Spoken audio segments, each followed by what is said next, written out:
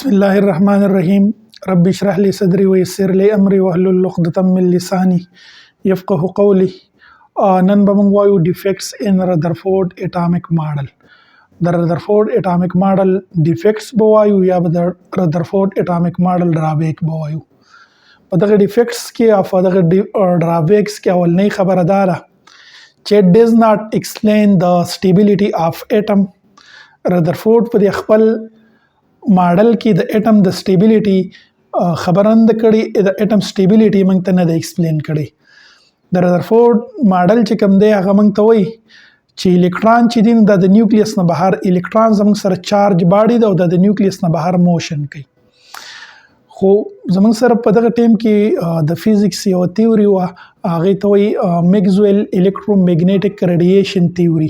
هغه میکسویل تیوري دا خبره کوي چې کله زموږ سره یو چارج باډي او د هغې باډۍ نه چافیر هغه په سنټر کې موجود وي او د هغې نه چافیره یو بله چارج باډي موشن کوي، نو کله چې هغه چارج باډي موشن کوي نو هغه به مسلسل انرژي خارجوي او دی به د خپل سنټر د باډي سره د سنټر د هغې باډي سره به کولپس کېږي او د دواړه باډیانې به ختمیږي. نو که موږ وګورو نو اټم زموږ سره سټیبل دی او د اټم نه میټر جوړ شوی دی او د میټر نه یونیورس جوړ شوی دی. نو یونیورس چې دی دا سټیبل دی، دا نه ختمیږي. نو دغه شانتي میټر سټیبل دی او میټر خو د اټم نه جوړ شوی دی، نو اټم سټیبل دی.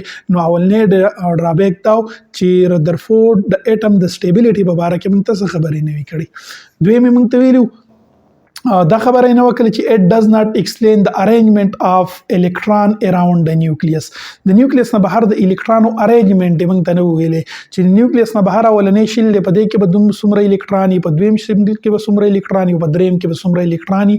نو د نیوکلیس نه بهر د الکترونو د ارینجمنټ په باره کې خبرې نه وي کړي. بل it does not explain انرژي اف الکترون. دمته د الکترونو د انرژي په باره کې څه نه ویلي چې آیا د ټولو الکترونو انرژي به سیم وي که ډیفرنٹ وي. نو د ټولو الکترونو انرژي خو ډیفرنٹ ده ځکه چې الکترون په ډیفرنٹ شیلز کې موجود دي. خو رذرفورد موږ ته د الکترونو د انرژي په باره کې څه ایکسپلینیشن نه کړی. بل ډرابیکس پکې دا چې it does not explain the reactivity of atom. د اټم د reactivity explanation یې موږ ته نه کړی. او بل it does not explain the line spectrum of an atom. د اټم د لاین سپیکټرم په باره کې د موږ ته څه ذکر نه کړی. و سپیکټرم څه ته وایي؟ کله چې موږ وایټ لایټ راولو هغه د فریزم نه پاس کو نو هغه موږ له 7 ډیفرنٹ کلر راکړي، دې ته موږ سپیکټرم وایو. و سپیکټرم زموږ سره دوه قسمه دی، یو ته موږ کانټینیوس سپیکټرم وایو، یو ته موږ سیکنډ زموږ سره دی لاین سپیکټرم. نو اوس کانټینیوس سپیکټرم څه ته وایو، لاین سپیکټرم څه ته وایي؟ کانټینیوس سپیکټرم موږ هغې ته وایو چې د دوو ډیفرنٹ کلر په منځ کې کلیر کټ باونډریز نه وي. د دوه ډیفرنٹ کلر چې دي نو دا په یو بل کې میکس شوي.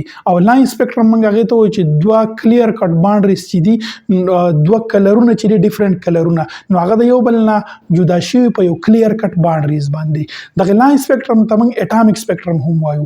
وجه دا ده چې کله موږ د وایټ لایټ راوالو د اټم نه پاس کو او د موږ له 7 ډیفرنٹ کلر راکړي، نو په دې وجه دغه لاین دغه ته موږ اټامیک سپیکټرم وایو. نو په دې وجه باندې موږ لاین سپیکټرم ته موږ اټامیک سپیکټرم وایو. نو د موږ ته د سپیکټرم په باره کې د لاین سپیکټرم په باره کې د اټم د لاین سپیکټرم په باره کې څه ایکسپلینیشن نه کړی. او بل اخرنۍ خبره دا وه چې it does not explain the exact position of electron around the nucleus. د نیوکلیس نه بهر د الکترونو exact position موږ ته د نو ښودلی چې د نیوکلیس نه بهر د الکترون په کوم پوزیشن کې موجود دي. نو دا زموږ سره نننۍ ټاپک defects in Rutherford atomic model.